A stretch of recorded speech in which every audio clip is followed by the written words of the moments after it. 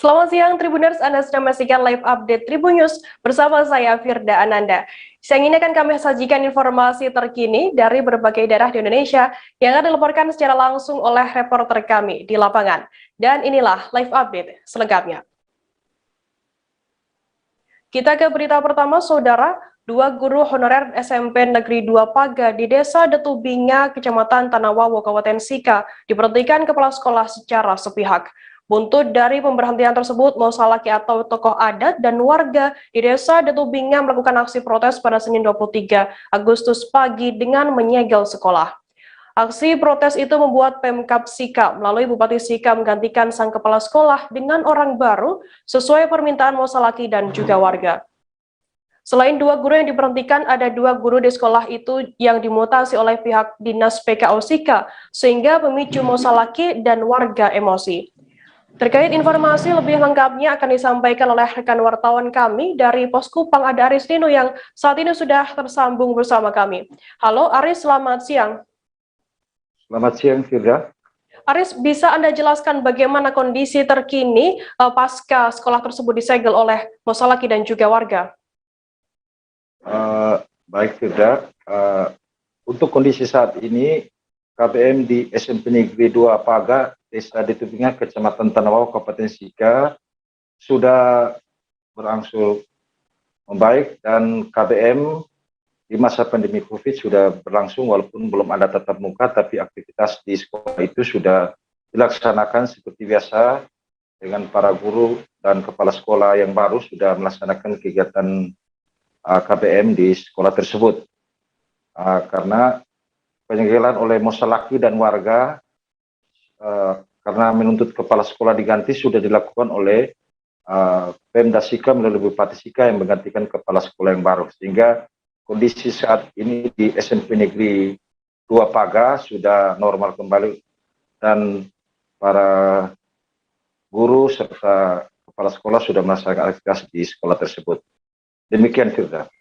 Aris, kemudian apa tuntutan guru dan tokoh adat serta warga setempat terkait kasus tersebut? Baik, Firda. Tuntutan dari guru yang diberhentikan meminta kepada Dinas PPO, Dinas Pendidikan Kebudayaan dan Olahraga Kabupaten Sika dan Bupati Sika untuk tetap mengajar di sekolah tersebut. Karena yang bersangkutan saat ini sedang mengikuti testing pegawai negeri untuk P3K yang diselenggarakan oleh pemerintah pusat di Kabupaten Sika, sehingga yang bersangkutan meminta untuk tetap mengabdi di sekolah tersebut karena sudah mengajar 7 tahun sebagai guru di sekolah tersebut. Sedangkan permintaan dari Mosalaki atau tua adat dan warga meminta supaya kepala sekolah di SMP Negeri 2 digantikan dengan orang yang baru, sehingga sudah dilakukan oleh pemerintah Kabupaten Sika melalui Bupati Sika yang menggantikan kepala sekolah SMP Negeri 2 Paga pada hari Selasa tanggal 24 Agustus 2021, yang mana pelantikannya berlangsung di kantor Bupati Sika oleh Pak Sekda Sika Adrianus Firminus Pereira. Demikian, Firda. Aris, mungkin bisa Anda jelaskan mengenai penyebab guru tersebut diberhentikan secara sepihak oleh kepala sekolah. Seperti apa informasi lengkapnya? Informasi lengkap yang kami peroleh, guru tersebut diberhentikan secara sepihak oleh kepala sekolah tanpa diketahui penyebabnya.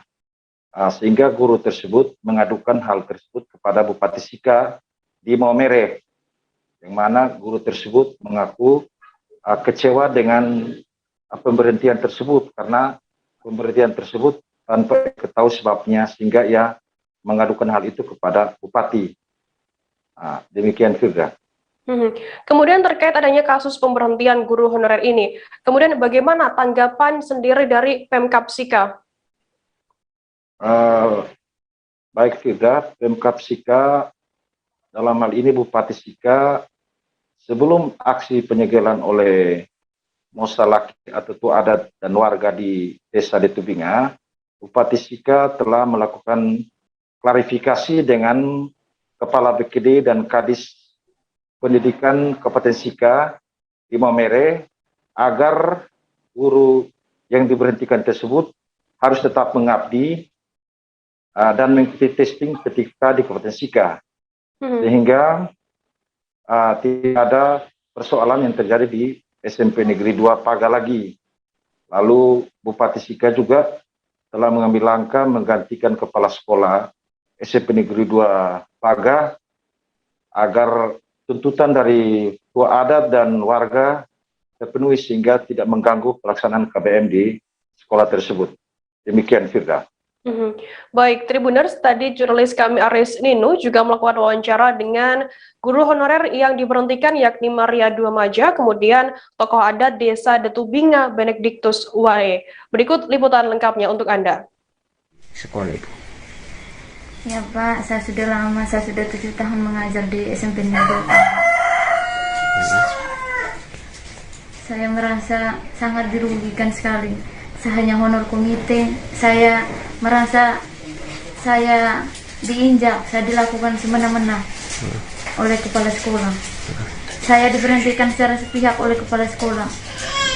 Jadi saya mohon kepada Bapak Menteri, Bapak Presiden, tolong perhatikan kami, guru daerah terpencil.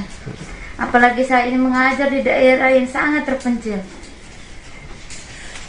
Kemudian saya juga merasa sangat dirugikan bahwa saat ini saya sementara mengikuti seleksi P3K. Dan juga saya juga mengikuti seleksi guru penggerak. Jadi Ibu sangat kecewa dengan yang Iya, saya sangat kecewa dan saya sangat sedih. Rasanya ini tidak adil. Yang menderita bukan hanya saya, tetapi keluarga saya juga sangat menderita. Tabe aku mau lagi pun tangan kapu tamakala. Kami minta kepada Bapak Bupati Sika segera naik ke Nuaria menyelesaikan permasalahan di SMP Negeri 2 Paga. Kedua, kami akan buka segel ini, tetapi tuntutan kami harus terpenuhi. 1. Turunkan kepala sekolah SMP Negeri 2 Paga, Nuaria. Yang kedua, panggil kembali guru-guru yang dikeluarkan dengan alasan yang tidak jelas. 3. Kami minta kepada tim inspektorat untuk mengaudit semua jenis keuangan yang ada di SMP Negeri 2 Paga, Nuaria. Terima kasih banyak Bapak Sika. Kita beralih ke Belitung, Saudara. Tim alap-alap Satreskrim Polres Belitung mengamankan 3 pelaku pencurian di gudang PT Coca-Cola yang terletak di Jalan Membalong, tepatnya depan kantor Dinas PUPR pada Selasa 24 Agustus 2021. Manajer perusahaan Ian Antoni, 26 tahun, yang melaporkan kejadian tersebut ternyata merupakan otak dari pencurian uang sekitar 42 juta rupiah tersebut. Kecurigaan tim berawal saat melakukan olah TKP yang tidak menemukan kerusakan di pintu masuk, sehingga penyelidikan dimulai dari karyawan perusahaan. Polisi langsung menjemput Ian di rumah kontrakannya di Jalan Jenderal Sudirman, Desa Aik Raya, Kecamatan Tanjung Pandan, Kabupaten Belitung. Berdasarkan pengakuan dari pria 26 tahun tersebut, pencurian dilakukan oleh 2 rekannya, yakni Fredian Syah 21 tahun dan AR 15 tahun, yang juga karyawan dari perusahaan tersebut. Untuk informasi lebih lengkapnya sudah bergabung bersama saya, wartawan dari Pos Belitung, ada Dede Suendar yang akan memberikan informasi lengkapnya untuk Anda. Halo, Dede.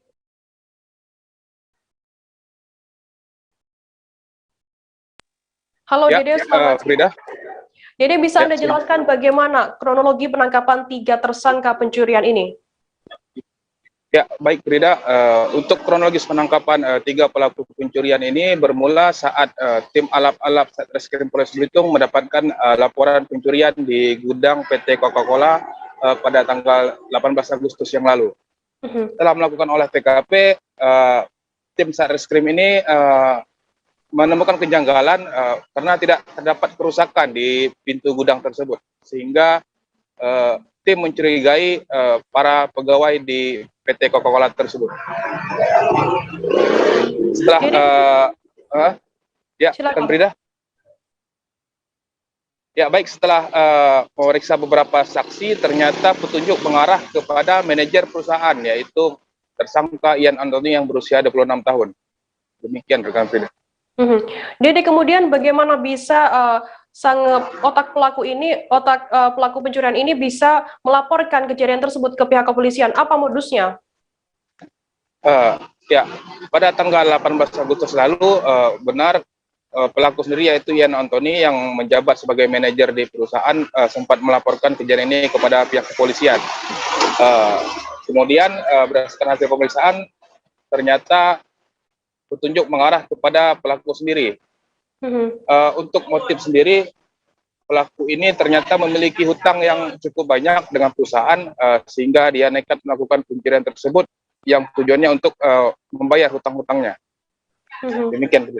Dede, mungkin bisa Anda jelaskan terkait peran ketiga pelaku ini dari Ian sendiri, kemudian ada Fredian Syah dan juga ada karyawan satunya lagi. Bagaimana peran mereka? Ya, baik tidak untuk kronologis kejadian ini bermula saat Ian Anthony pada tanggal 17 Agustus pulang bekerja, dia sengaja tidak mengunci pintu gudang. Kemudian mengajak dua rekannya tadi, Fredian Syah dan rekan satunya tadi, AR yang berusia 15 tahun, untuk mengambil berangkas yang berada di dalam gudang. Karena pintu tidak dikunci, jadi kedua Ian sendiri hanya mengarahkan dari rumah kontrakannya. Sedangkan dua rekannya itu langsung masuk ke dalam gudang pada malam hari. Setelah masuk ke dalam gudang, dua rekannya ini mengambil berangkas berikut receiver CCTV untuk menghilangkan jejak. Demikian, Frida. Kemudian berdasarkan informasi yang didapat, mengapa polisi ini sempat menyelam hingga untuk mengambil barang bukti? Bagaimana informasi lengkapnya? Baik rekan Frida, setelah ketiga pelaku ditangkap oleh tim Satreskrim, ketika ingin mengamankan barang bukti, ternyata barang bukti berupa berangkas tersebut sudah dibuang pelaku di sebuah kolong. Oleh sebab itu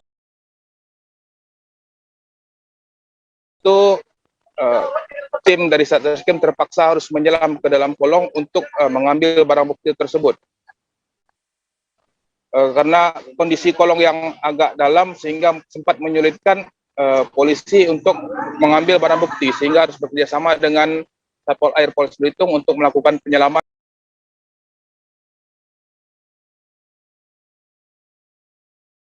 di lokasi pembuangan barang bukti tersebut. Demikian, Firda. Baik, Tribuners, tadi jurnalis kami juga melakukan wawancara dengan Kasat Reskrim Polres Belitung terkait hal ini. Ada Ibtu Edi Purwanto. Berikut liputan lengkapnya untuk Anda. Ya kan bermula dari tanggal 18 kemarin, anggota kita telah melakukan olah TKP. Dari olah TKP tersebut ada beberapa kejanggalan, ya kan, yang seyogianya rusaknya itu kalau melakukan pembongkaran mungkin parah, ya kan. Nah, dari beberapa kejanggalan tersebut kita mendalami, ternyata ada informasi bahwa pelakunya yaitu diduga orang dalam. Nah, setelah kita melakukan pengembangan tersebut, ternyata memang benar salah satu manajer di perusahaan tersebut untuk wilayah Belitung yang mendalami terkait dengan pencurian berangkas tersebut. Nah, setelah kita lakukan pendalaman, kita mengamankan 3 orang, yang salah satunya yaitu selaku manajer yang sebelumnya ada melapor bahwa di gudang tersebut ada terjadi pencurian. Ya kan, yang kedua terkait dengan hal tersebut, kita telah mengamankan berangkas, obeng, tang, dan 2 pelaku, yang 2-nya itu yaitu karyawan dari perusahaan tersebut. Kerugian mana? Untuk kerugian setelah kita lakukan pemeriksaan terhadap korban sekitar 43 jutaan. Sekitar 43 jutaan. Uangnya masih habis? Masih ada? Uangnya setelah mereka melakukan pencurian tersebut sudah membongkar berangkas, uangnya yang 35 juta itu ditransfer ke perusahaan yang seolah-olah uang itu adalah uang hasil penjualan barang-barang tersebut. Korban lelang dan arisan online di Boyolali mulai buka suara. Mereka belak-belakan soal dugaan penipuan lelang dan arisan online bernama Kurniawan Arisan Online. Para member ini menjelaskan kegiatan yang mereka lakukan saat arisan dan lelang online, cara kerja arisan dan lelang ini melalui WhatsApp Group. Dalam lelang tersebut, owner arisan akan memberikan informasi soal lelang lengkap dengan tanggalnya. DH, salah satu member dan korban dari arisan dan lelang online ini menyebut setelah owner arisan ini mengirimkan informasi lelang, anggotanya akan merespon. DH menuturkan jumlah yang sudah disetorkannya ke pelaku cukup banyak, sekitar 2 miliar rupiah. Untuk mengetahui informasi lebih lengkapnya, sudah bergabung bersama saya, wartawan dari Tribun Solo, ada Tri Widodo yang akan memberikan laporan lengkapnya untuk Anda. Halo, Widodo. Halo, Tri Widodo.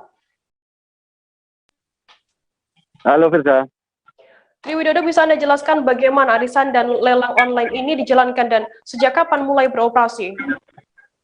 Iya Firza, arisan dan lelang online di Boyolali ini dijalankan melalui grup WhatsApp yang dibuat oleh ownernya sendiri yang saat ini masih dalam pencarian para korban. Nah, cara kerjanya sendiri yaitu si owner ini yang berinisial N tersebut mengirimkan postingan di grup WhatsApp tersebut berupa pilihan-pilihan lelang yang akan diterima oleh para member berdasarkan tanggal yang telah ditentukan. Misalnya lelang uang sebesar 50 juta yang diterima tanggal 25 September. Nah, dari member cukup membayar dengan harga 35 juta. Nah, setelah si member ini menyetujui atau berminat dengan lelang tersebut, si member kemudian mentransferkan uang senilai 35 juta itu kepada ownernya sendiri. Kemudian arisan online ini sudah beroperasi sejak kurang lebih 2 tahun yang lalu, Firza, di Boyolali. Oke, kemudian Tri Widodo, apa motivasi peserta ini sehingga mengikuti arisan dan lelang online ini banyak juga diminati, begitu? Iya, Firza. Arisan ini memang sangat banyak diminati. Tercatat di grup ataupun di kelompok arisan sendiri ini ada 100-an lebih. Mereka rata-rata ingin menginvestasikan ataupun menaruh uang yang mereka simpan, yang mereka punyai agar cepat berkembang tanpa harus capek-capek bekerja, karena memang tinggal menunggu waktu saja uang yang member atau korban serahkan itu sudah bertambah dengan sendirinya. Jadi tinggal menunggu waktu, uang otomatis akan bertambah dengan sendirinya, Firza. Kemudian Tri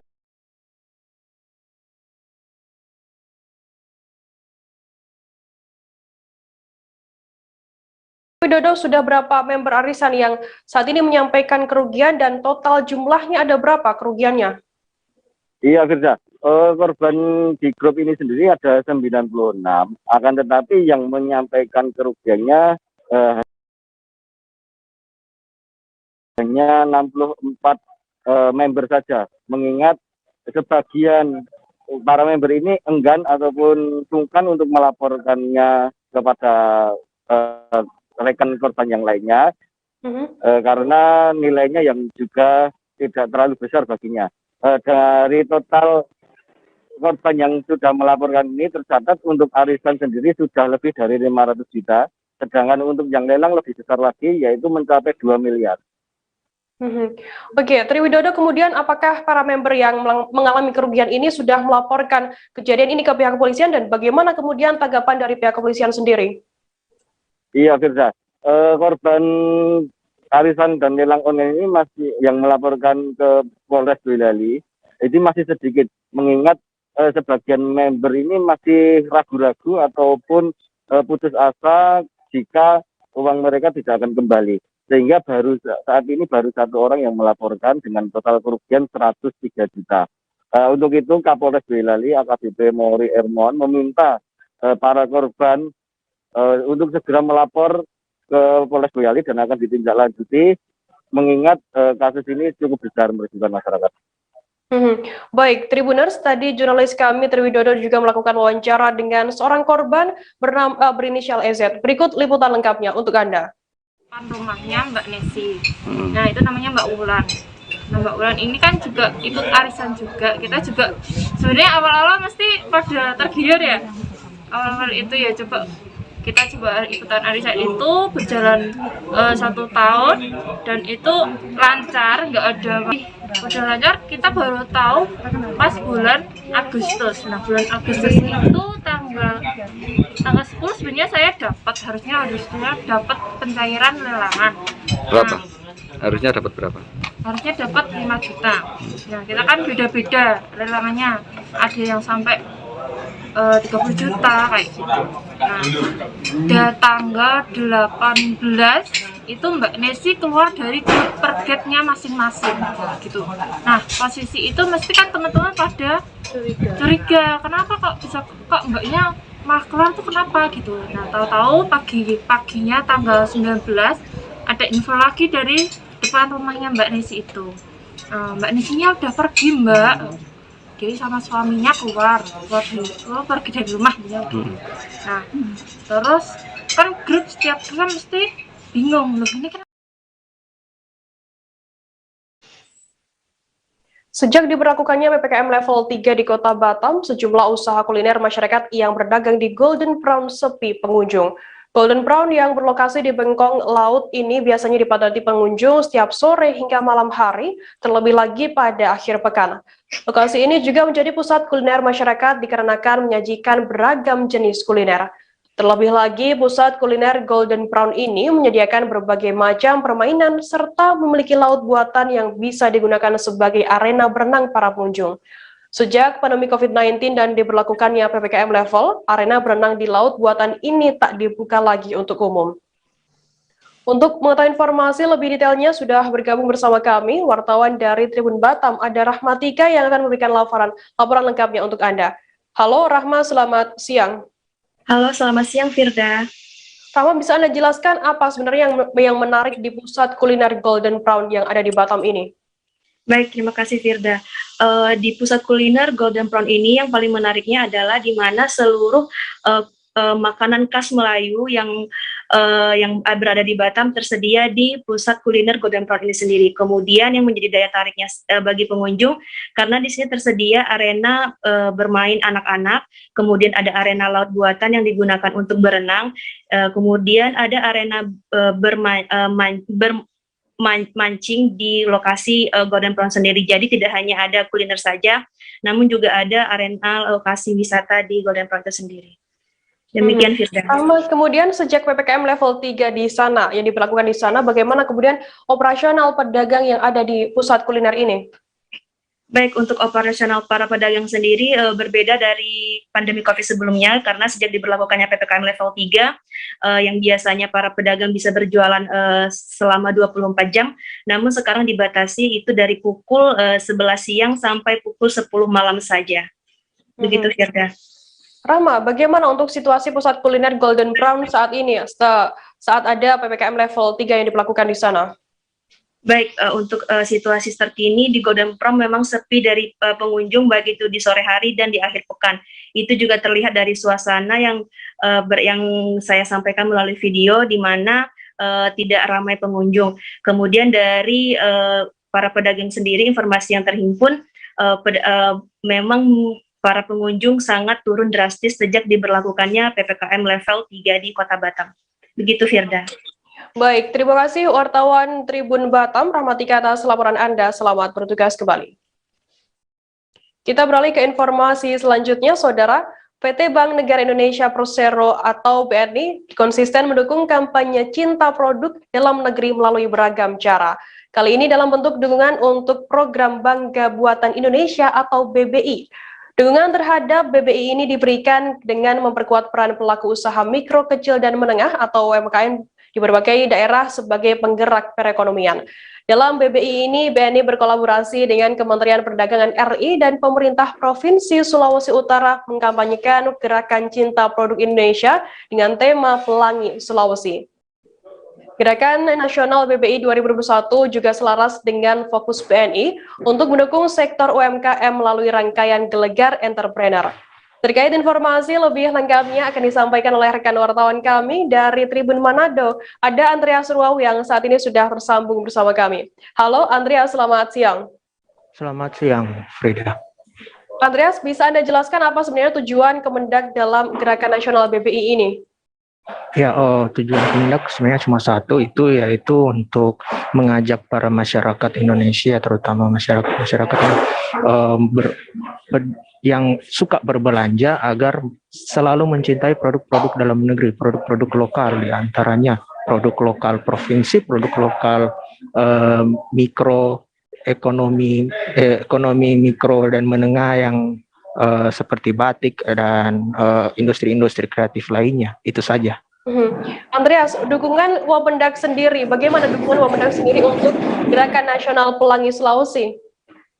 Dukungan Wamendak itu salah satunya itu membuat suatu wadah di mana dibentuk di kawasan ekonomi khusus Likupang yang dalam bentuk pusat jajanan kuliner dan cenderamata atau PJKC yang saat ini yang baru saja dicanangkan oleh Wakil Menteri Perdagangan ya, Jerry Sambuaga di Pantai Kinunang, Desa Kinunang, Kecamatan Likupang, Kabupaten Minahasa Utara kemarin. Itu demikian.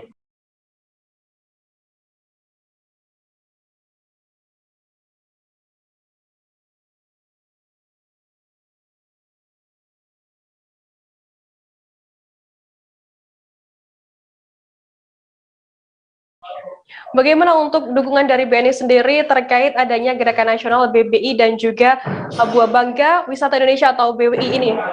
Nah, dari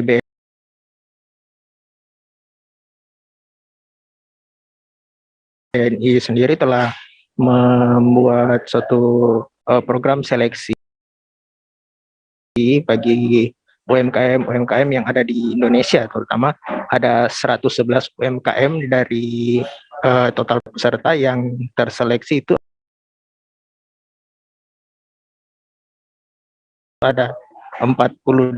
Nah, 48 UMKM ini nantinya akan difasilitasi berupa layanan transaksi online atau e-commerce atau transaksi daring yang dimana menggunakan barcode yang akan nantinya di-scan oleh aplikasi BNI itu sendiri, BNI Mobile Banking, yang akan mempermudah pembeli agar membeli produk-produk industri kreatif UMKM di tiap daerah gitu. Andreas, mungkin bisa Anda jelaskan lebih lengkapnya terkait bagaimana respon atau tanggapan dari Pemprov Sulut sendiri terkait adanya Gerakan Nasional BBI ini? Nah, dari pemerintah Provinsi Sulawesi Utara melalui tadi itu di saat waktu kick off pencanangan BBI Germas 2021 melalui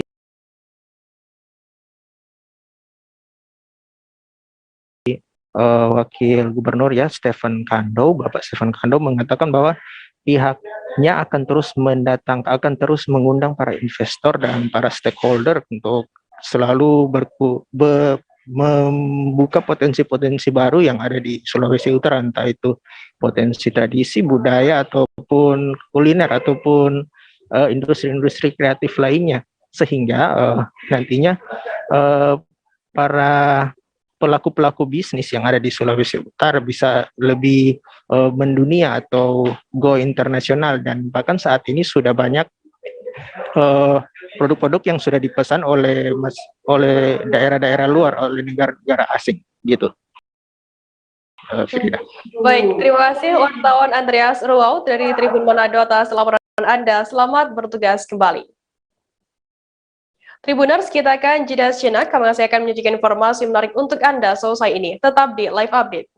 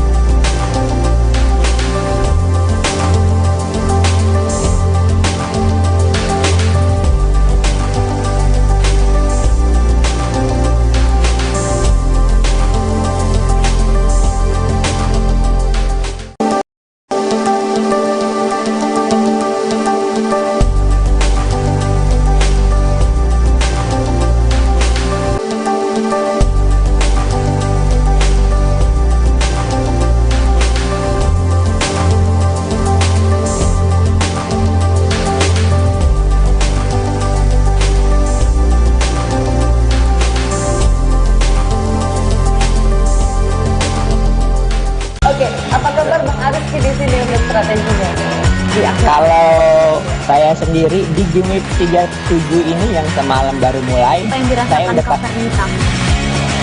Sebenarnya aku nggak ngerasain penangkapan atau penggerebekan atau apapun itu. Karena gini loh, posisinya aku kriteria. Jadi kita mengenal disebut dengan stroke yang tidak berdarah dengan stroke yang berdarah. Stroke yang tidak berdarah itu biasanya ditandai dengan adanya penyumbatan. Kalau itu terjadi di sini mungkin pikirnya tidak ke situ kali ya, tapi kalau di Korea atau di Kamboja itu ada beberapa paper yang saya itu mas, ya dulunya tukang koran. Oh gitu ya, Tukang koran. Ya, saya baca itu Pak. Tuh kan pernah baca kan? Ya. Jadi kalau saya jadi tanggal itu udah bersyukur banget. Si anak ini dijadikan sebagai tersangka begitu. Ya, kalau ini kita bicara yang di luar kasus Kedungombo ya. Dikenal dengan nama hujan shower, di mana terdapat batas jelas antara daerah hujan dan tidak hujan yang biasanya terjadi pada fase awal mature stage atau tahap Berbahaya dewasa. itu Kang. Jadi mulai artinya terjadinya perlembekan. Nah itu untuk penetrasi akan sulit gitu ya. Dok, saya ini menurut saya memang tidak mudah, bukan urusan tanah diambil. Kalau misalnya Amerika Serikat sekarang, Rasulullah mengatakan dalam sebuah hadis bahwa berpuasa di 6 hari Syawal itu. Oke, apa kabar Bang Aris di sini untuk strateginya? Kalau saya sendiri di unit 37 ini yang semalam baru mulai, Apa yang saya dirasakan udah Kak Hitam? sebenarnya aku nggak ngerasain penangkapan atau penggerebekan atau apapun itu. Karena gini loh, posisinya aku kriteria. Jadi kita mengenal disebut dengan stroke yang tidak berdarah dengan stroke yang berdarah. Stroke yang tidak berdarah itu biasanya ditandai dengan adanya penyumbatan. kalau itu terjadi di sini mungkin pikirnya tidak ke situ kali ya, tapi kalau di Korea atau di Kamboja itu ada beberapa paper yang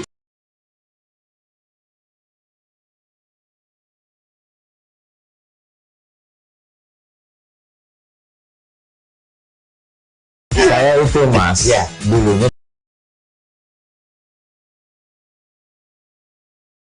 tukang koran. Oh gitu ya, Tukang koran. Ya, saya baca itu Pak. Tuh kan pernah baca kan? Ya. Jadi kalau saya jadi tanggal itu udah bersyukur banget. Si anak ini dijadikan sebagai tersangka begitu. Ya, kalau ini kita bicara yang di luar kasus Kedungombo ya. Dikenal dengan nama hujan shower, di mana terdapat batas jelas antara daerah hujan dan tidak hujan yang biasanya terjadi pada fase awal mature stage atau tahap Berbahaya dewasa. itu Kang. Jadi mulai artinya terjadinya perlembekan. Nah itu untuk penetrasi akan sulit gitu ya. Dok, saya ini menurut saya memang tidak mudah, bukan urusan tanah diambil. Kalau misalnya Amerika Serikat sekarang, Rasulullah mengatakan dalam sebuah hadis bahwa berpuasa di 6 hari Syawal itu. Oke, apa kabar Bang Aris di sini untuk strateginya? Kalau saya sendiri di unit 37 ini yang semalam baru mulai, Apa yang saya dirasakan udah Kak Hitam? sebenarnya aku nggak ngerasain penangkapan atau penggerebekan atau apapun itu. Karena gini loh, posisinya aku kriteria. Jadi kita mengenal disebut dengan stroke yang tidak berdarah dengan stroke yang berdarah. Stroke yang tidak berdarah itu biasanya ditandai dengan adanya penyumbatan. kalau itu terjadi di sini mungkin pikirnya tidak ke situ kali ya, tapi kalau di Korea atau di Kamboja itu ada beberapa paper yang Saya itu mas, ya dulunya tukang koran. Oh gitu ya, Tukang koran. Ya, saya baca itu Pak. Tuh kan pernah baca kan? Ya. Jadi kalau saya jadi tanggal itu udah bersyukur banget. Si anak ini dijadikan sebagai tersangka begitu.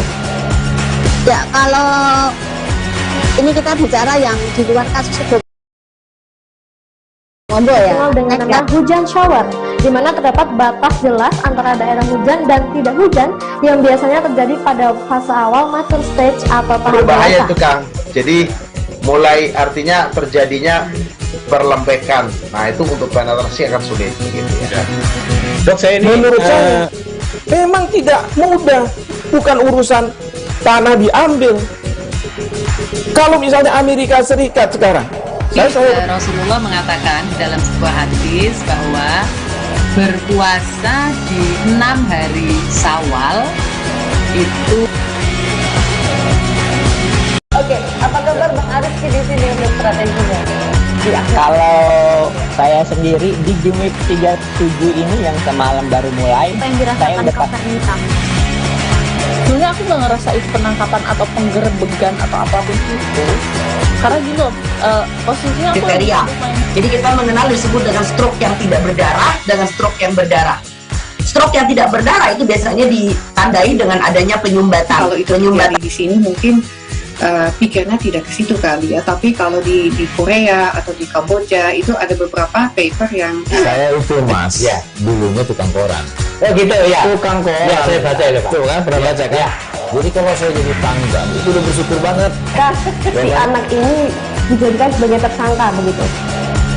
Ya, kalau ini kita bicara yang di luar kasus Situbondo ya. Dengan hujan shower, di mana terdapat batas jelas antara daerah hujan dan tidak hujan yang biasanya terjadi pada fase awal mature stage atau tahap berbahaya itu Kang. Jadi mulai artinya terjadinya perlembekan. Nah itu untuk penetrasi akan sulit gitu ya. Dok, saya ini menurut saya memang tidak mudah, bukan urusan tanah diambil. Kalau misalnya Amerika Serikat sekarang, Rasulullah mengatakan dalam sebuah hadis bahwa berpuasa di 6 hari Syawal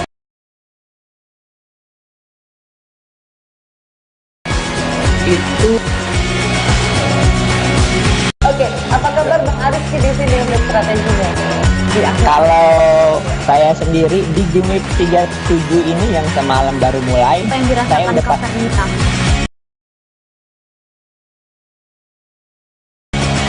sebenarnya aku nggak ngerasa itu penangkapan atau penggerebegan atau apapun itu, karena gini loh, posisinya aku kriteria. Jadi kita mengenal disebut dengan stroke yang tidak berdarah dengan stroke yang berdarah.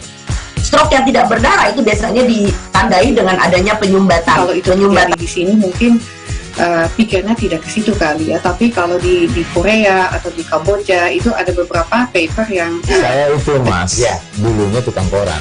Oh gitu ya. Tukang koran. Ya, saya baca itu Pak. Tuh kan, pernah baca kan? Ya. Jadi kalau saya jadi tangga, itu udah bersyukur banget. si anak ini dijadikan sebagai tersangka begitu. Ya, kalau ini kita bicara yang di luar kasus Situbondo ya, dengan hujan shower, di mana terdapat batas jelas antara daerah hujan dan tidak hujan yang biasanya terjadi pada fase awal mature stage atau tahap Berbahaya itu Kang. Jadi mulai artinya terjadinya perlembekan. Nah itu untuk penetrasi akan sulit gitu. Dok, saya ini menurut saya memang tidak mudah, bukan. Terima kasih Anda masih bersama kami di Live Update. Kita beralih ke informasi selanjutnya, Saudara. Pelaksanaan proses belajar mengajar tatap muka selama masa pandemi COVID-19 di Kota Sorong, Papua Barat ditemukan masih ada yang mengabaikan protokol kesehatan. Hal itu diungkapkan Koordinator Lapangan Pengawasan Satuan Tugas COVID-19 Kota Sorong, Fenty Henry Talane. Masih ada guru yang belum melaksanakan prokes COVID-19 saat berada di lingkungan pendidikan. Ia meminta kepada pihak sekolah untuk mengenakan masker selama proses pembelajaran tatap muka berlangsung. Terkait sanksi, pihaknya akan mengomunikasikan dengan pimpinan Satgas COVID-19 setempat. Terkait informasi lebih lengkapnya akan disampaikan oleh rekan wartawan kami dari Tribun Papua Barat, ada Safwan Raharusun yang saat ini sudah tersambung bersama kami. Halo Safwan. Halo, halo Firda. Safwan, bisa Anda jelaskan bagaimana pelaksanaan sidak di sekolah-sekolah di Kota Sorong terkait PTM ini? Iya, Firda dan juga Tribuners dimanapun Anda berada, pada pagi hari tadi sejumlah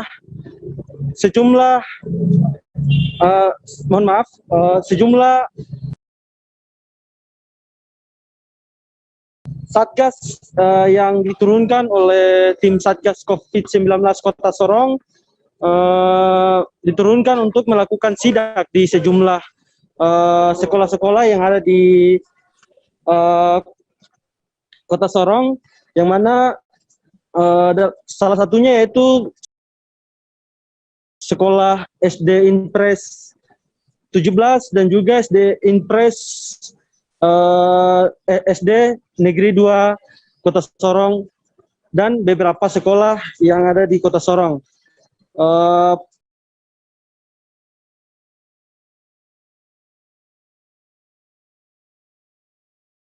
Pelaksanaannya lumayan lancar dan juga tidak ada penolakan dari pihak sekolah.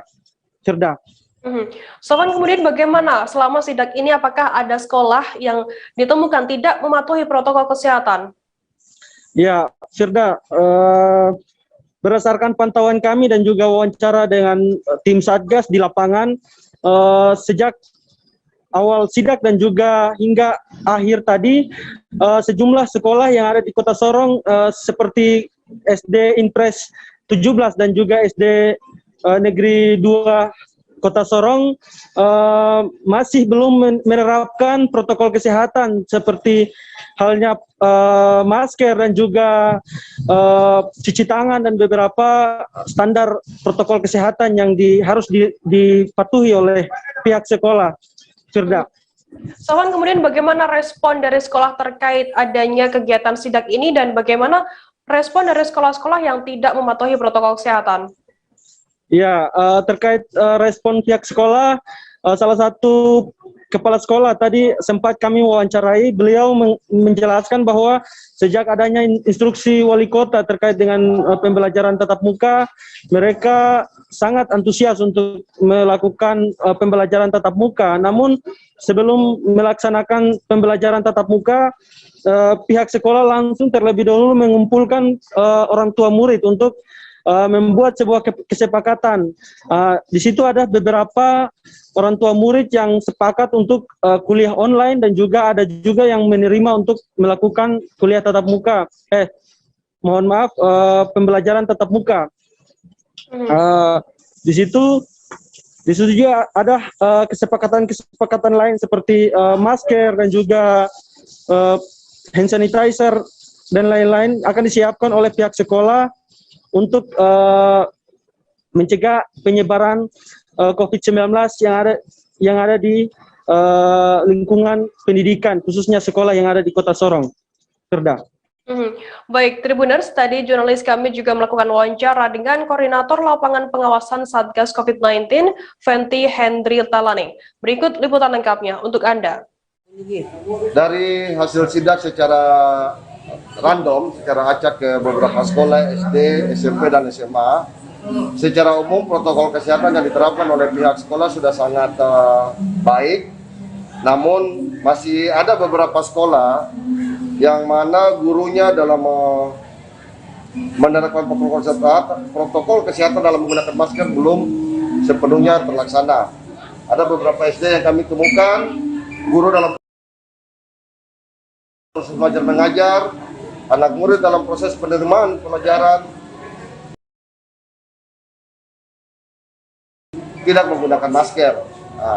Sebagai himbauan dari kami kepada kepala sekolah agar lebih mempertegas para guru dan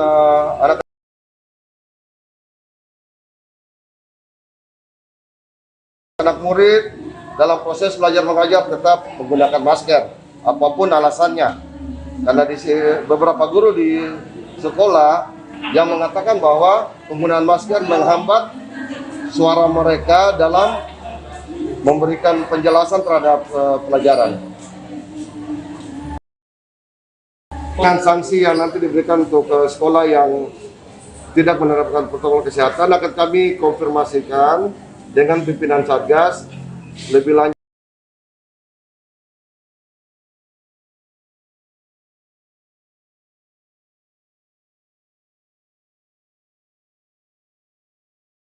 Seperti apa? Terima kasih. Tadi jadi memberikan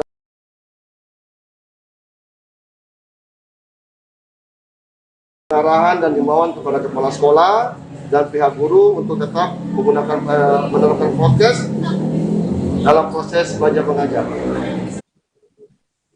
Kepala Dinas Pendidikan, Pemuda, Olahraga, dan Pariwisata Kabupaten Mempawah, El Suratnam, mengatakan saat ini Kabupaten Mempawah telah melaksanakan proses pembelajaran tatap muka terbatas.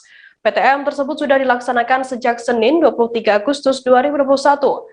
El Suratna mengatakan dalam pembelajaran tatap muka terbatas ini dilaksanakan 5 hari kerja dengan sistem shift. Selanjutnya, El Suratman mengatakan untuk jenjang pendidikan PAUD hanya boleh melaksanakan pembelajaran di ruang kelas tanpa ada kegiatan di luar kelas. Untuk mengetahui informasi lebih lengkapnya sudah bergabung bersama saya wartawan dari Tribun Pontianak ada Ramadan yang akan memberikan informasi lengkapnya untuk Anda. Halo Ramadan. Ya, Firda. Ramadan, bisa Anda jelaskan bagaimana pelaksanaan PTM di sejumlah sekolah yang ada di Mempawah saat ini? Ya, untuk proses pembelajaran tatap muka terbatas di Kabupaten Mempawah saat ini sudah berjalan selama 4 hari, yang mana pelaksanaan tersebut dilaksanakan pada Senin kemarin, dan itu juga sesuai dengan surat edaran Bupati Mempawah tertanggal 19 Agustus 2021 tentang pelaksanaan pembelajaran tatap muka terbatas. Untuk prosesnya sendiri memang saat ini sudah berjalan sangat lancar dan baik, mengingat juga pandemi COVID-19, maka pembelajaran juga dilaksanakan dengan sistem protokol kesehatan yang sangat ketat seperti itu, kita. Ramadan, untuk proses ataupun pelaksanaan mekanisme yang dilakukan dalam pembelajaran tatap muka terbatas kali ini seperti apa informasi lengkapnya? Untuk mekanisme dari pembelajaran tatap muka terbatas ini juga memang dilaksanakan memang dengan sangat-sangat terbatas sesuai dengan namanya juga sudah pembelajaran tatap muka terbatas, yaitu di dalam ruangan kelas itu hanya diisi 50% dari total jumlah siswa, ataupun maksimal itu 18 siswa yang ada dalam kelas. Dan juga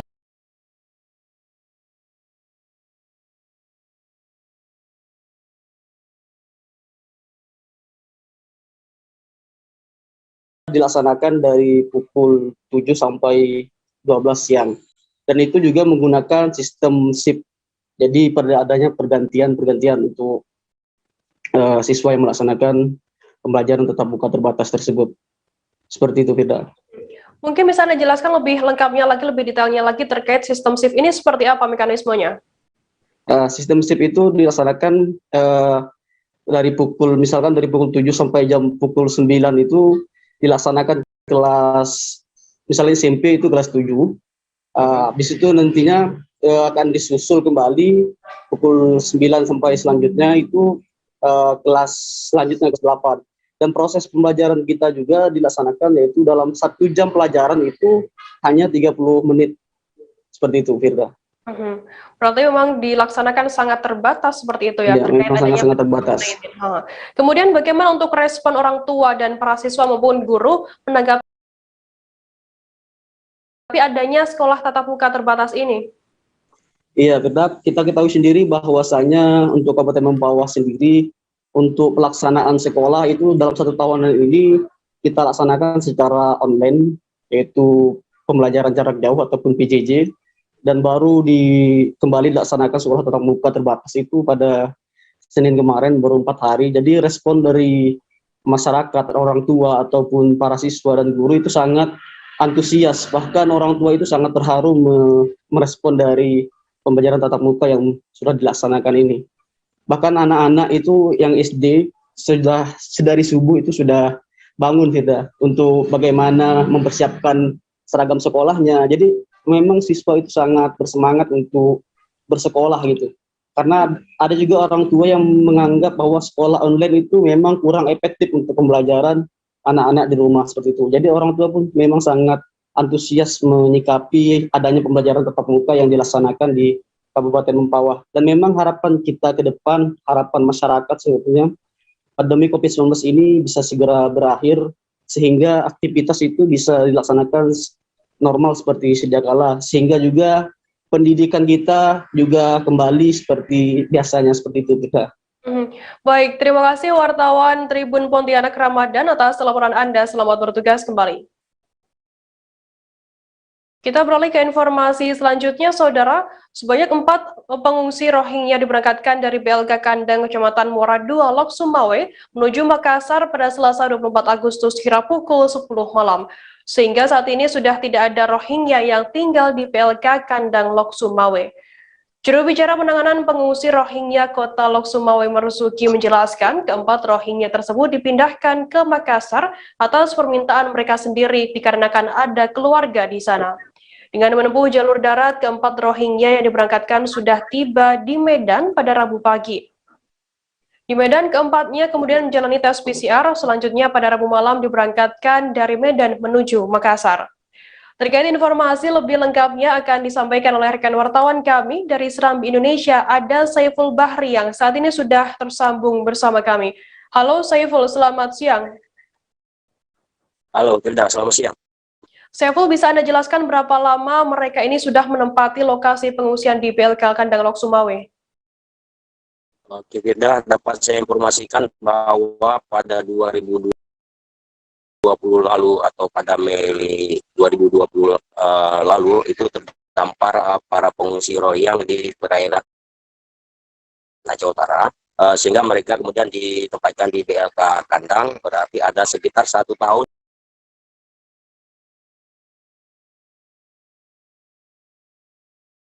mereka berada di BLK Kandang. Demikian, Firda. Saiful, sebelum pemindahan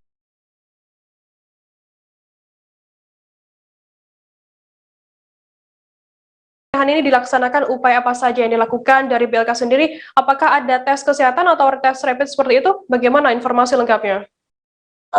Pastinya persiapan pemindahan 4 Rohingya tersebut sudah lama dipersiapkan, dimulai dengan vaksinasi terhadap mereka. Lalu 1 hari sebelum keberangkatan mereka dilakukan rapid test, rapid antigen. Dan saat di Medan sebelum mereka terbang ke Makassar, dari Medan Sumatera Utara ke Makassar, mereka juga menjalani tes PCR. Demikian. Saiful, apakah ada pengawalan khusus terkait pemberangkatan keempat pengungsi Rohingya ini dari Lok Sumawe menuju Medan, kemudian Medan menuju Makassar? Sebagaimana informasi yang kita himpun bahwa para Rohingya itu adalah pengungsi di bawah perlindungan pemerintah dan juga PBB, sehingga sudah otomatis bahwa pemindahan Rohingya tersebut selalu dikawal oleh pihak keimigrasian. Demikian, tidak. Kemudian nantinya apabila mereka sudah sampai di Makassar, di mana mereka akan ditempatkan, Saiful? Mereka akan ditempatkan di sebuah lokasi pengungsian warga luar negeri, bersama dengan keluarga mereka yang sebelumnya sudah ada di Makassar. Demikian, tidak. Baik, terima kasih wartawan Serambi Indonesia Saiful Bahri atas laporan Anda. Selamat bertugas kembali. Kita beralih ke informasi selanjutnya, Saudara. Satreskrim Polresta Pekanbaru menangkap 5 orang pemalsu dokumen PCR negatif COVID-19. Mereka ditangkap di Bandara Sultan Syarif Kasim SSK 2 Pekanbaru. Dalam pembuatan dokumen PCR palsu ini, terungkap pula ternyata ada peran dari mahasiswa Indonesia yang berkuliah di Turki. Kapolresta Pekanbaru Kombes Pol Priya Budi menjelaskan kasus ini bermula dari adanya laporan petugas di bandara tentang adanya beberapa orang yang akan berangkat ke Jakarta. Mereka kedapatan membawa dokumen PCR palsu pada Minggu 22 Agustus lalu. Terkait informasi lebih lengkapnya akan disampaikan oleh rekan wartawan kami Rizky Armanda dari Tribun Pekanbaru yang saat ini sudah tersambung bersama kami. Halo Rizky Armanda. Ya, halo Firda. Rizky, bisa Anda ceritakan bagaimana kronologi terungkapnya pemalsuan dokumen PCR COVID-19 ini di sana? Ya, baik. Dapat saya laporkan bahwa pengungkapan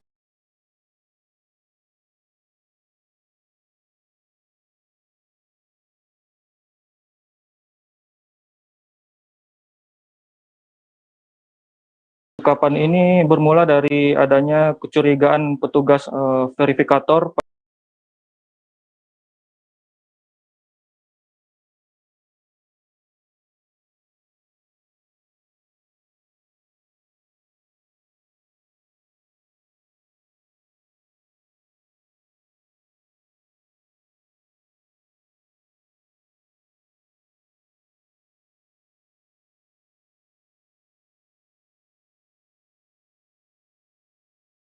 pada Bandara Sultan Syarif Kasim 2 Pekanbaru, di mana para pelaku ini sebelum berangkat harus melewati gate untuk diperiksa kelengkapan persyaratan penerbangannya.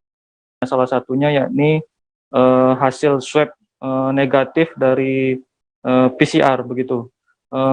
Kejadian ini terjadi pada hari Minggu kemarin, tanggal 22 Agustus 2021.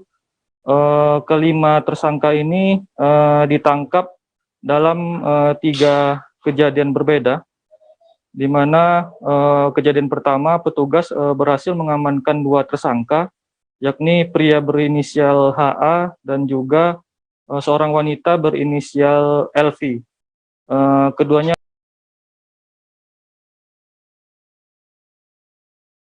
kedapatan membawa dokumen PCR palsu keluaran dari Rumah Sakit Eka Hospital Pekanbaru. Dokumen ini dibuat oleh tersangka HA, dia mengedit sendiri dengan laptop, kemudian dicetak dengan printer pribadi, kemudian tersangka HA ini juga membuatkan dokumen palsu serupa untuk rekannya LV. HA dan LV ini merupakan satu rekan kerja di Jakarta, begitu. Kemudian kejadian perkara kedua, petugas kembali mengamankan 2 orang tersangka, yakni pria berinisial NA dan juga pria berinisial AD. Sama seperti sebelumnya, kedua orang ini kedapatan membawa hasil tes PCR palsu keluaran Rumah Sakit Eka Hospital. Uniknya dari yang 2 orang ini, dokumen palsu ini diedit oleh rekan mereka, salah seorang mahasiswa yang berada di Turki. Setelah selesai diedit, file tersebut dikirim kepada tersangka untuk dicetak dan digunakan di Pekanbaru. Untuk kejadian ketiga, petugas mengamankan seorang pria berinisial MZ. Dia juga kedapatan mengantongi dokumen PCR hasil negatif palsu keluaran dari Rumah Sakit Awal Bros. Pengakuan MZ ini, dia menerima dokumen palsu dari seorang wanita berinisial S yang saat ini statusnya masuk dalam daftar pencarian orang atau DPO pihak kepolisian dari Satuan Reserse Kriminal Polresta Pekanbaru. Begitu, Firda. Kemudian apa motif para pelaku ini nekat membuat dokumen PCR palsu? Ya, berdasarkan keterangan para tersangka, rata-rata memang mereka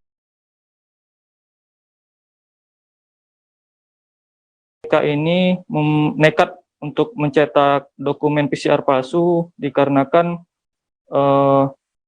ingin cepat dan juga malas untuk mengurus di layanan kesehatan yang sudah disediakan, begitu.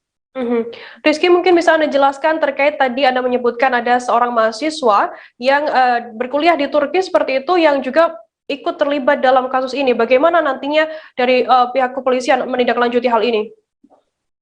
Ya, baik.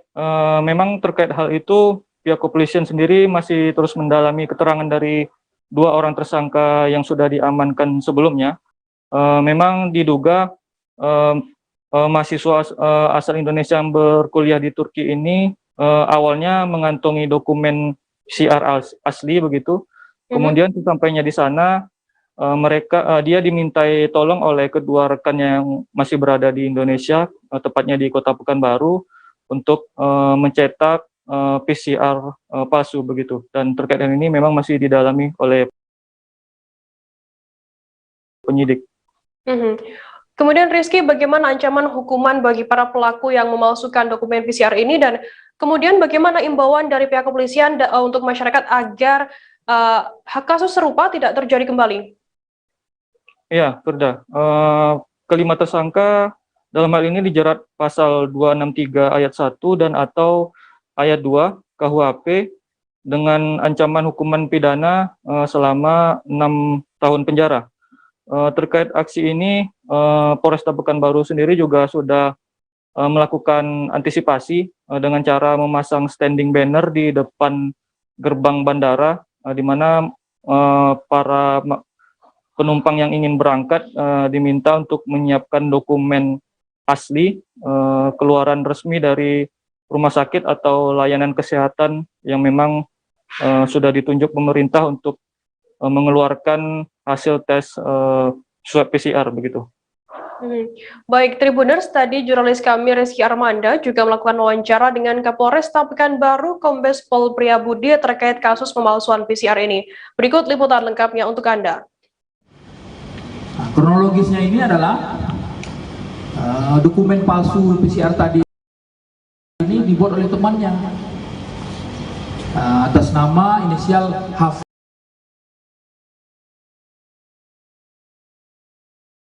Ya, atas nama AV yang kebetulan ini merupakan mahasiswa di Turki. Nah, jadi temannya ini yang berada di Turki mengedit ya, memasukkan inisial-inisial yang tersangka tadi NA dan AD ini, sehingga setelah diedit kemudian dikirimkan lewat WA ya, kemudian NA dan AD ini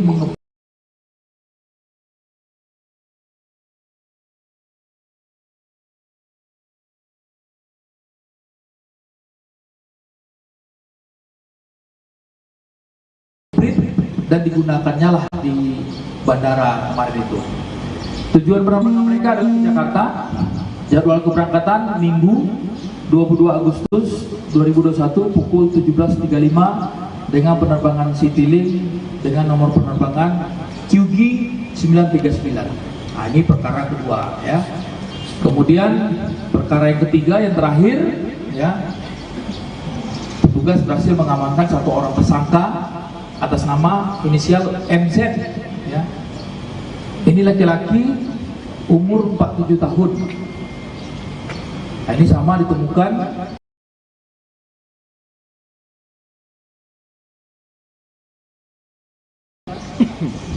satu hasil PCR dari rumah sakit Awal Bros. Nah, tadi yang 4 tadi itu dokumen dari Eka Hospital, sekarang dari Awal Bros.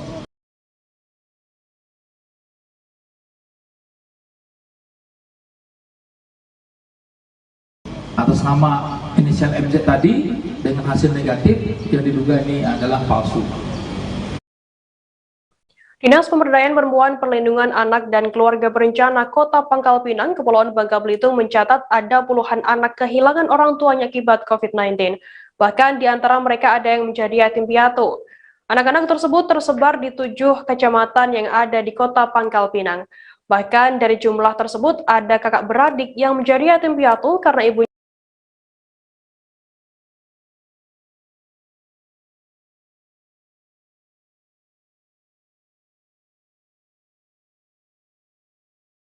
meninggal dunia seusai terkonfirmasi COVID-19.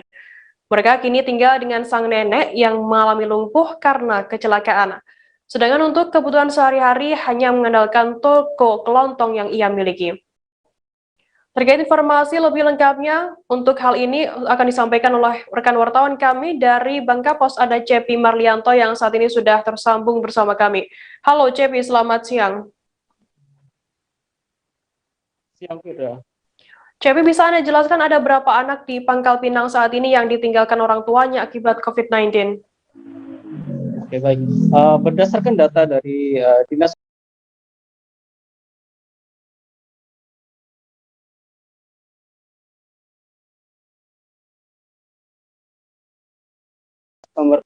Pemberdayaan Perempuan, Perlindungan Anak dan Keluarga Berencana Kota Pangkal Pinang, setidaknya ada sekitar 40 anak yang menjadi yatim atau piatu, bahkan yatim piatu. 40 anak tersebut tersebar di 7 kecamatan yang ada di Kota Pangkal Pinang. Untuk masing-masing kecamatan, yaitu untuk di Kecamatan Taman Sari yaitu terdapat 1 orang, begitu juga dengan Kecamatan Pangkal Balam. Kemudian 6 orang di Kecamatan Gabek, kemudian di Kecamatan Grunggang 8 orang, kemudian Kecamatan Bukit Intan 99 orang, dan Kecamatan Rangkuy 11 orang. Kategori anak-anak ini merupakan anak yang berusia 1 sampai atau kurang dari 18 tahun. Begitu, Firda. Kemudian sejak kapan kakak beradik ini ditinggalkan oleh orang tua yang akibat COVID-19 dan mereka saat ini tinggal bersama siapa? Oke. Untuk yang anak yang menjadi yatim piatu, ya ini merupakan kakak beradik, yaitu Veronica dan Aprilia.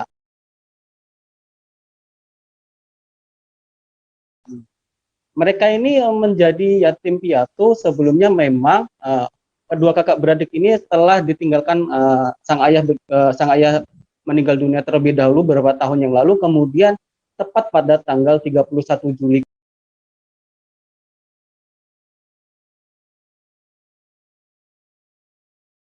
kemarin sang ibu meninggal dunia akibat terpapar COVID-19 dan sempat menjalani perawatan di sebuah rumah sakit Pangkal Pinang. Untuk saat ini keduanya memang tinggal bersama sang nenek di rumah sang nenek, begitu dengan mereka ini untuk memanfaatkan kehidupan, maksud saya untuk pemenuhan kebutuhan sehari-hari memang hanya berasal dari toko kelontong yang dimiliki oleh sang nenek. Begitu juga sang paman juga terkadang memang setiap hari turut membantu mengurus kedua anak tersebut. Begitu, Firda. CP, sejak menjadi yatim piatu kedua anak ini, apakah keluarga tersebut sudah mendapatkan bantuan atau seperti apa informasi lengkapnya?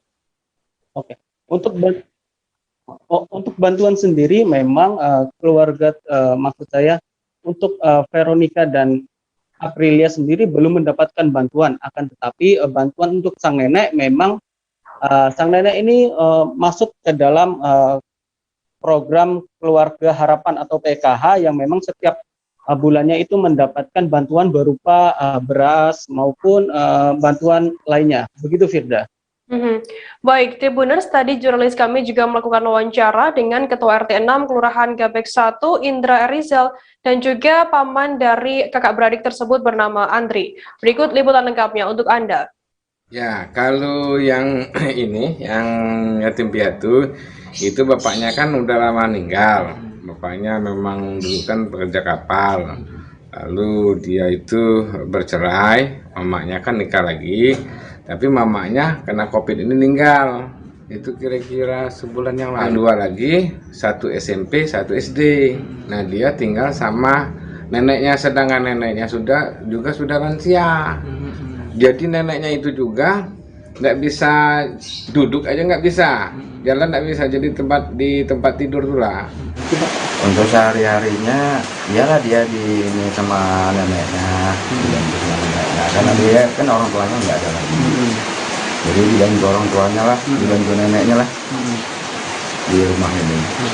Untuk pemenuhan kebutuhannya berarti coba ngambil dari ini atau? Ya, kebutuhannya dari apa nih? Dari toko itu, kebutuhan ada toko depan itu. Sederhana, toko sederhana lah intinya. Yang lainnya Pak ada nggak? Nggak ada. Cuma bagian dari toko aja. Bantu gitu, jadi orang tua sama nenek sama saya juga bantu. Pak, selama kedua orang tuanya nggak ada nggak Pak bantuan dari pemerintah? Ada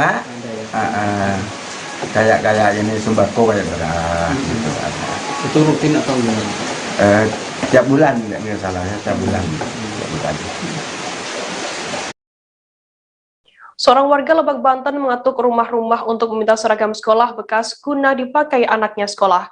Informasi lengkapnya akan kami hadirkan untuk Anda selesai jeda. Tetap di Live Update.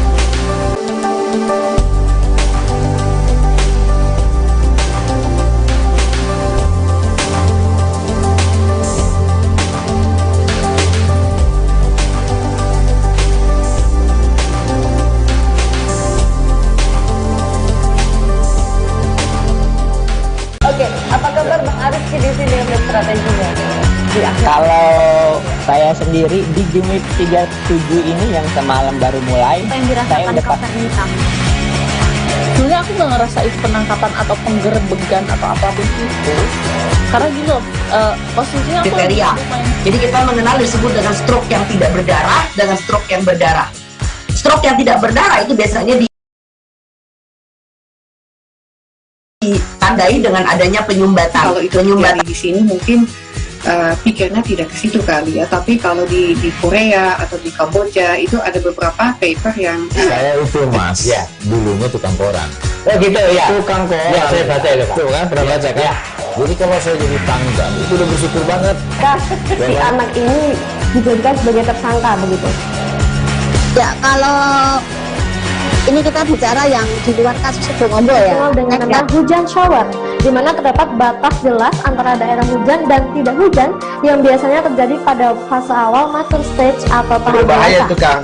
Jadi mulai artinya terjadinya perlembekan. Nah itu untuk penetrasi akan sulit gitu ya. Dok, saya ini menurut saya memang tidak mudah, bukan urusan tanah diambil.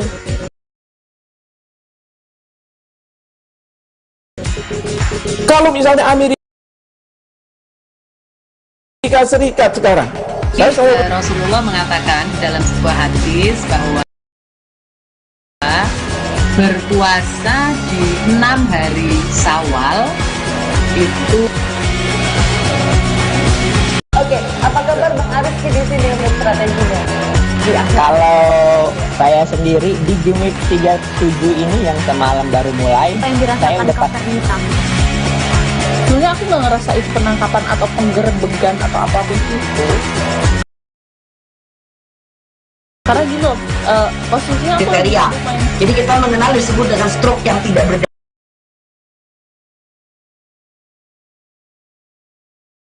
berdarah dengan stroke yang berdarah.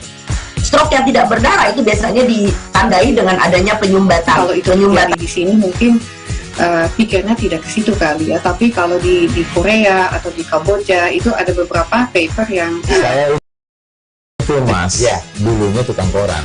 Oh gitu ya. Tukang koran. Ya, saya baca itu Pak. Tuh kan, pernah baca kan? Ya. Jadi kalau saya jadi tangga, itu udah bersyukur banget. Si anak ini dijadikan sebagai tersangka begitu. Ya, kalau ini kita bicara yang di luar kasus Situbondo ya. Dengan nama hujan shower, di mana terdapat batas jelas antara daerah hujan dan tidak hujan yang biasanya terjadi pada fase awal master stage atau tahap Berbahaya dewasa. itu Kang. Jadi mulai artinya terjadinya perlembekan. Nah itu untuk penetrasi akan sulit gitu ya. Dok, saya ini menurut saya memang tidak mudah, bukan urusan tanah diambil. Kalau misalnya Amerika Serikat sekarang, Rasulullah mengatakan dalam sebuah hadis bahwa berpuasa di 6 hari Syawal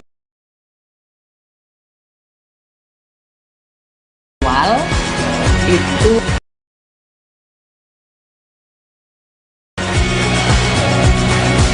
Oke, apa kabar Bang Arif di sini untuk strateginya?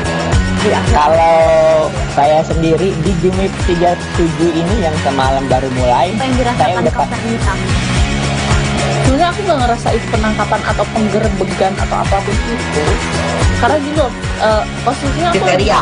Jadi kita mengenal disebut dengan stroke yang tidak berdarah dengan stroke yang berdarah. Stroke yang tidak berdarah itu biasanya ditandai dengan adanya penyumbatan. kalau itu terjadi di sini mungkin pikirnya tidak ke situ kali ya, tapi kalau di Korea atau di Kamboja itu ada beberapa paper yang Saya itu mas, ya dulunya tukang koran. Oh gitu ya. Tukang koran. Ya, saya baca itu Pak. Tuh kan, pernah baca kan? Ya.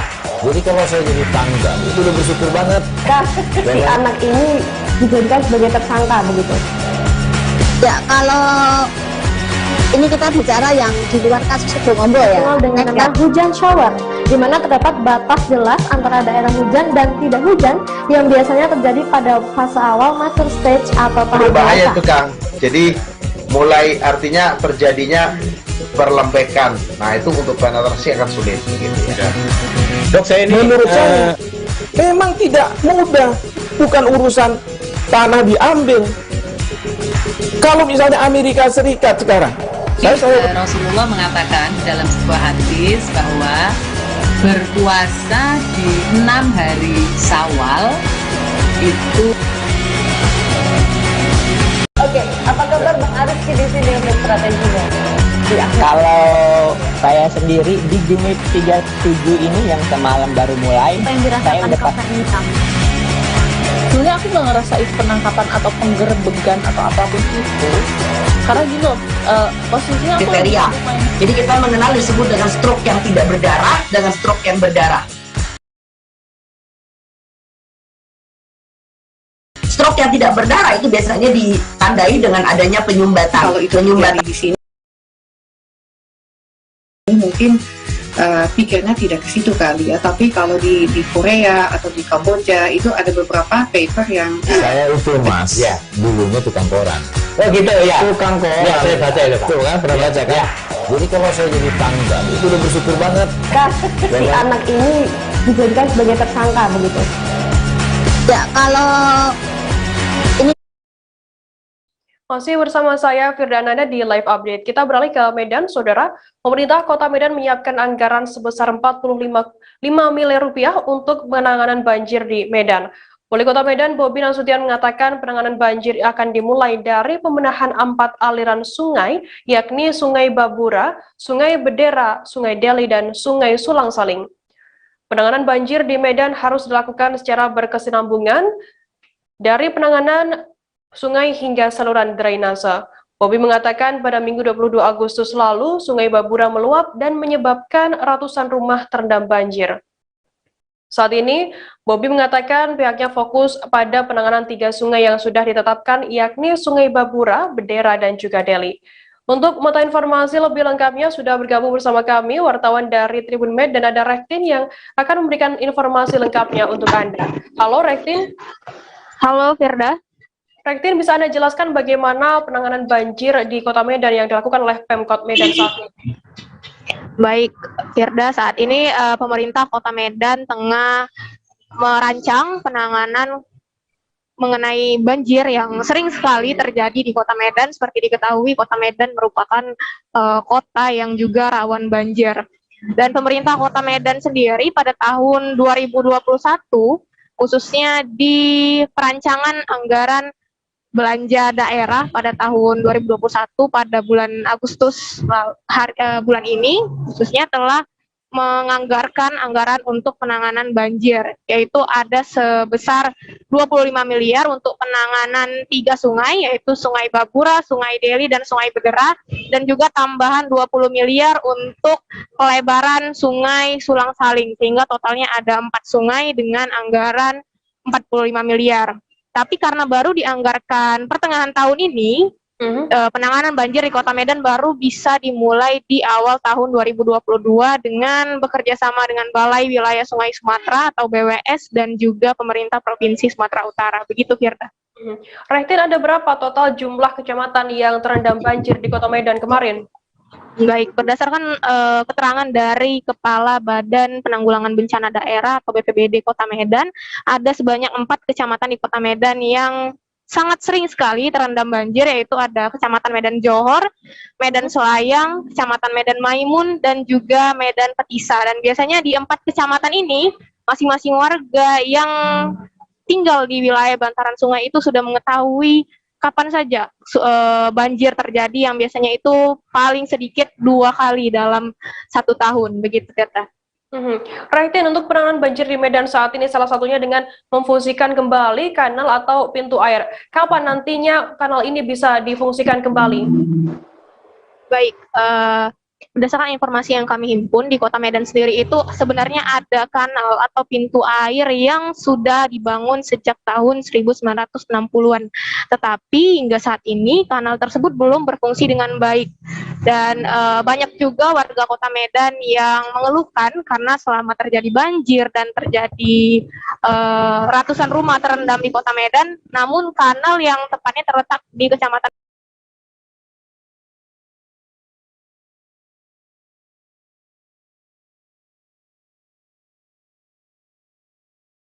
Medan Johor ini tidak berfungsi atau masih kering.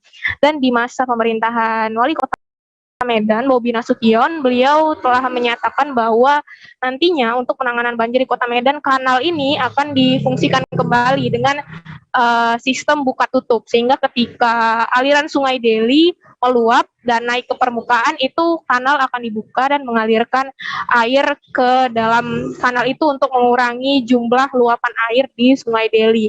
Dan berdasarkan pernyataan dari Wali Kota Medan, Bobi Nasution sendiri, kanal ini nantinya akan difungsikan dengan bekerja sama dengan Balai Wilayah Sungai pada awal tahun 2022 nanti. Firda. Baik, Tribuners, tadi jurnalis kami Reftin juga melakukan wawancara dengan Wali Kota Medan, Bobi Nasution, terkait adanya banjir di sana. Berikut liputan lengkapnya untuk Anda. Jadi tidak bisa, ini karena ini kita buat hal sementara dulu ya, itu tidak bisa.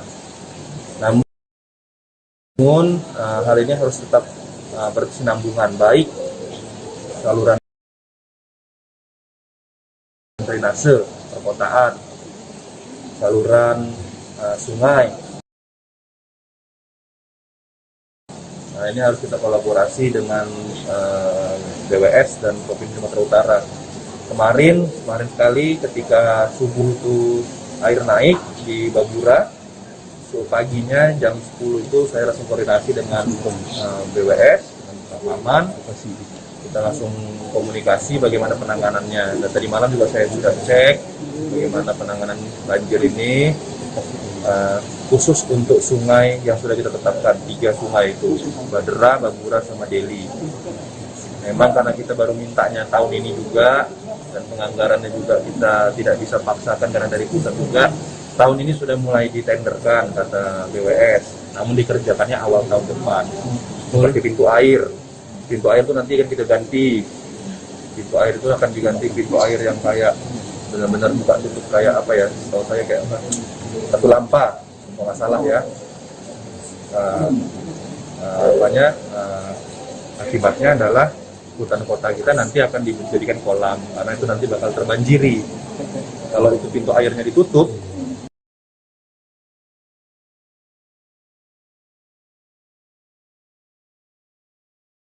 airnya tertahan, hutan kota kita yang di dekat di Johor sana kan terbanjiri. Biar apa? Biar kanal ini berfungsi. Karena selama ini kanalnya kering aja ya. Nah ini ketika airnya nanti ditutup dari masuk ke Sungai Deli, airnya kita arahkan, kita belokkan ke kanal. Nah, jadi intensitas air masuk ke Sungai Deli itu akan kita kurangi. Nah, begitu juga dengan di Badera, Babura, kami sudah siapkan.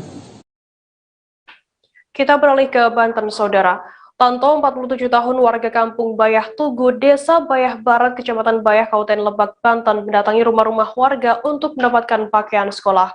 Hal itu dilakukannya lantaran ia tak memiliki uang untuk membelikan sang anak pakaian sekolah.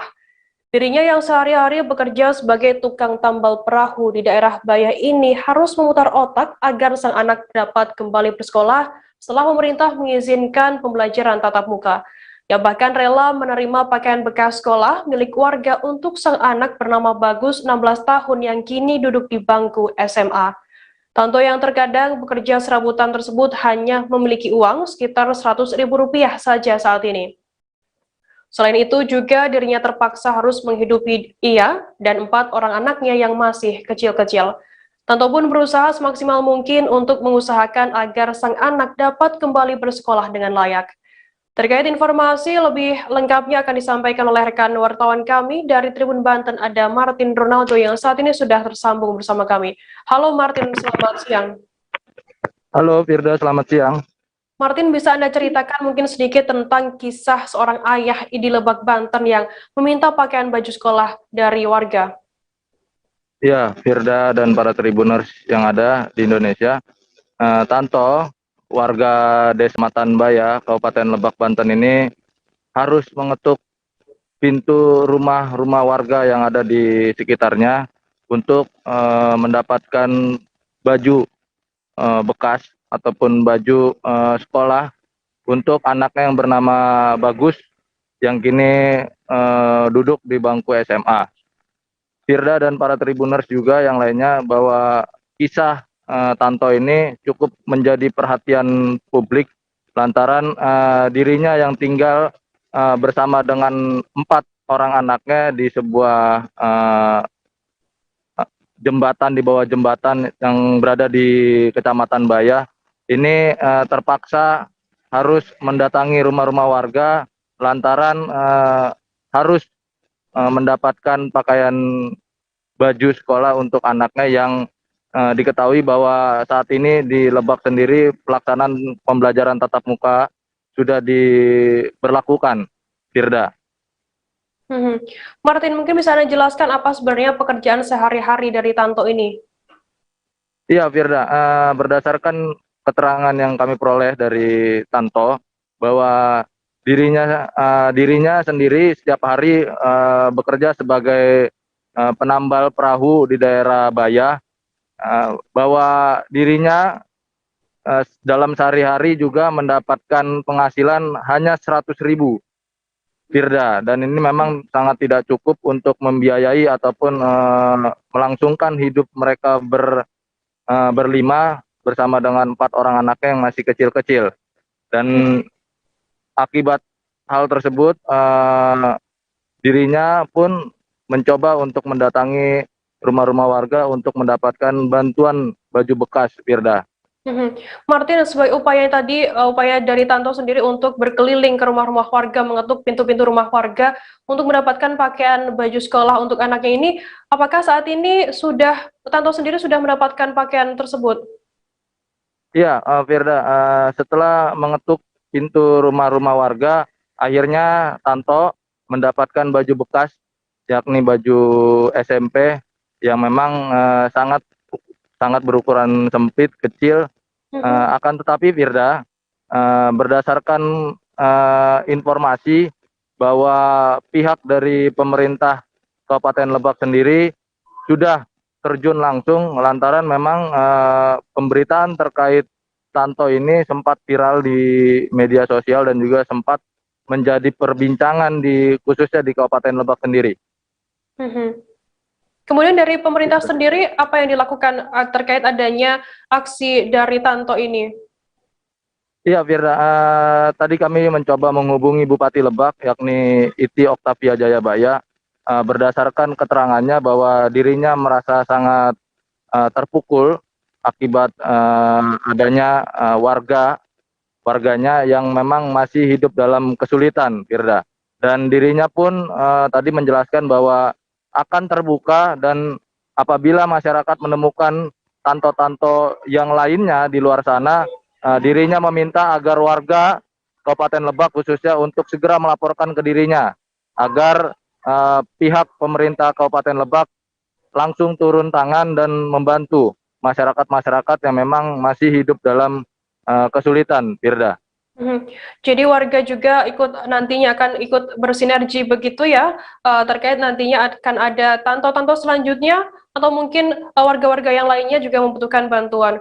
Baik, terima kasih wartawan dari Tribun Banten, Martin Ronaldo, atas laporan Anda. Selamat bertugas kembali. Kita beralih ke informasi selanjutnya, Saudara. Bali United bersiap menghadapi laga pembuka Liga 1 2021-2022 melawan Persik Kediri di Stadion Utama Gelora Bung Karno, Jakarta pada 27 Agustus 2021 malam.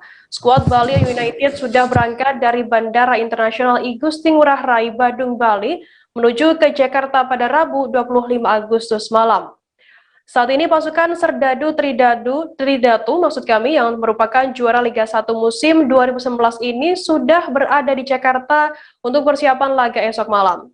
Terkait informasi lebih lengkapnya akan disampaikan oleh rekan wartawan kami dari Tribun Bali, ada Erik yang saat ini sudah tersambung bersama kami. Halo, selamat siang Erik. Halo Erik. Halo, selamat siang Firda. Erik, bisa Anda jelaskan bagaimana saat ini kesiapan Bali United sendiri untuk menghadapi Liga Pembuka Liga 1 2021 melawan Persik Kediri nantinya di Jakarta? Terima kasih Firda, ya Tribuners di mana saja berada. Bali United telah bertolak ke Jakarta pada tanggal 25 kemarin. Pelatih Bali United Stefano Cugurateko membawa 22 pemain dari total 30 pemain.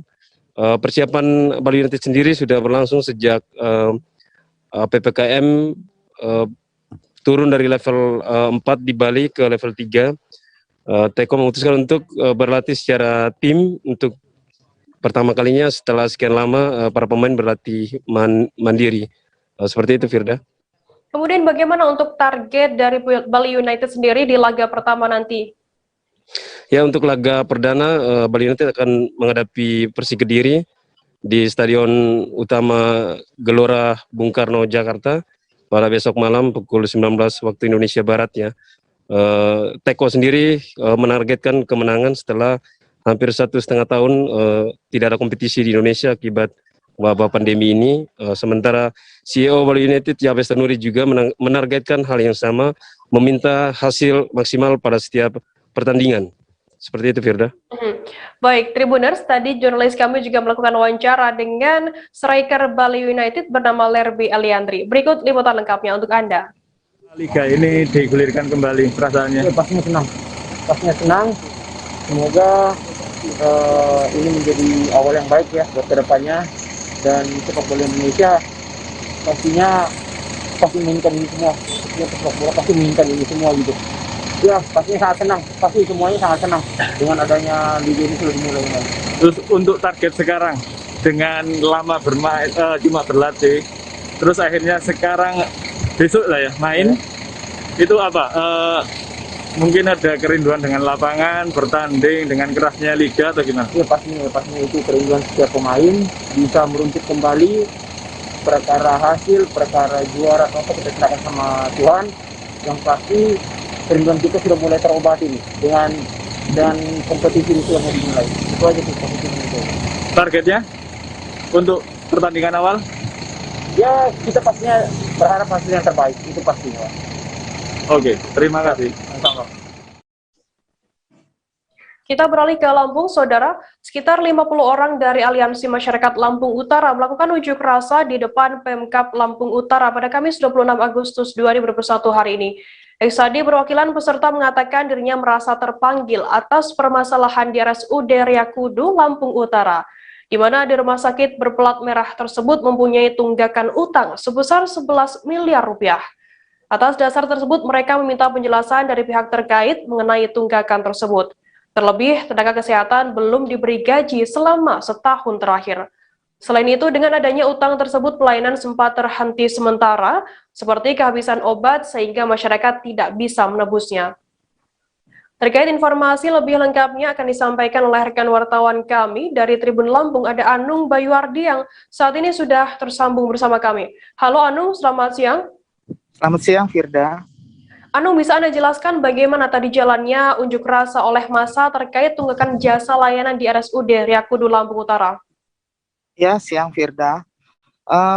Unjuk rasa bermula dari hasil audit Badan Pengelolaan Keuangan yang dilakukan oleh pemerintah terhadap Rumah Sakit Umum Ryakudu bahwa ditemukan adanya hutang atau tunggakan di rumah sakit tersebut sebesar 11 miliar. Hal ini juga dilatar belakangi adanya pengaduan dari beberapa pegawai rumah sakit yang belum menerima gaji selama setahun terakhir.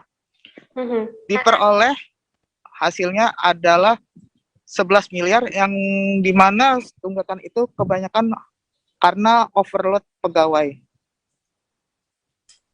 Kemudian mereka juga meminta penjelasan apakah memang benar-benar terjadinya overload pegawai dengan biaya yang sebesar itu ataupun ada permasalahan lainnya sehingga terjadi tunggakan yang sangat besar, yaitu 11 miliar, kan Firda.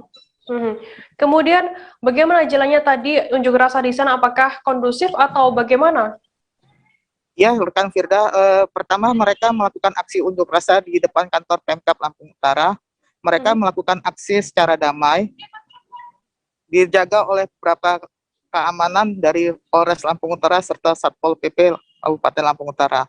Tidak ada kericuhan di aksi tersebut. Mereka hanya menyampaikan aspirasinya kepada perwakilan pemerintah Kabupaten Lampung Utara. Demikian, Firda. Kemudian massa di sana, apa yang dituntut oleh massa di sana? Mungkin bisa Anda jabarkan sedikit. Ya, rekan Firda, di mana mereka menuntut bahwa untuk dilakukan audit ulang agar kejelasan itu diperoleh secara detail. Kemudian mereka juga meminta pegawai honor yang tidak dilakukan pemutus kerjaan. Yang keempat, agar Dewan Pengawas segera melakukan pengawasan yang lebih mendalam terhadap permasalahan di rumah sakit plat merah tersebut, rekan Firda. Kemudian sudah adakah mungkin respon dari pihak RSUD terkait adanya aksi unjuk rasa ini? Ya baik rekan Firda, dapat dijelaskan tadi hasil pertemuan antara Pemkab Lampung Utara serta peserta disebutkan bahwa pernyataan mereka akan disampaikan oleh kepada Dewan Pengawas serta Bupati Lampung Utara dengan ditindaklanjuti akan melakukan rapat koordinasi antara Rumah Sakit Umum Ria Kudu khususnya manajemen, kemudian Dewan Pengawas yang terdiri dari Asisten 2, Dinas Kesehatan serta Bupati Lampung Utara untuk membahas permasalahan tersebut. Demikian rekan Firda. Baik, terima kasih wartawan dari Tribun Lampung Anung atas laporan Anda. Selamat bertugas kembali. Tribuners, informasi tadi sekaligus menutup perjumpaan kita dalam live update hari ini. Untuk memperbarui informasi Anda, saksikan terus live update di seluruh kanal YouTube dan Facebook Tribun Network. Masih di tengah pandemi, kami terus mengingatkan Anda untuk selalu menerapkan protokol kesehatan dimanapun Anda berada. Saya Firda Nana, wakili kru yang bertugas, pamit undur diri. Terima kasih dan sampai jumpa. Jangan lupa like, subscribe, dan share ya!